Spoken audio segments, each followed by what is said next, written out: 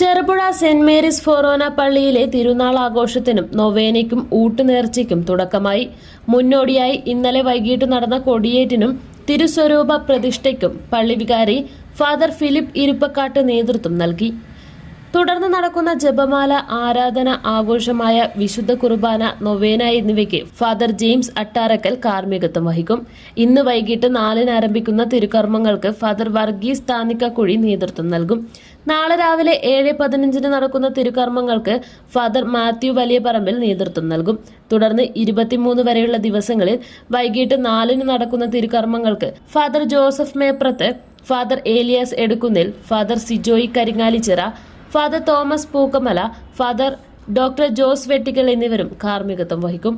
24-ന് വൈകിട്ട് 4:30-ന് നടക്കുന്ന ആഘോഷമായ വിശുദ്ധ കുർബാന, പ്രസംഗം എന്നിവയ്ക്ക് തലശ്ശേരി രൂപത വികാരി ആന്റണി മുതുക്കുന്നിൽ നേതൃത്വം നൽകും. തുടർന്ന് ചെറുപുഴ ടൗണിലേക്ക് വിശ്വാസ പ്രഘോഷണ പ്രദക്ഷിണത്തിന് ശേഷം സമാപനാശീർവാദം നടക്കും.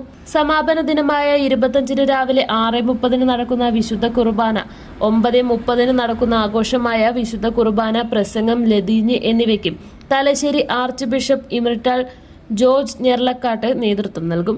തുടർന്ന് പ്രദക്ഷിണം, സമാപനാശീർവാദം, ഊട്ടുനേർച്ച എന്നിവയോടെ തിരുനാളിന് സമാപനമാകും.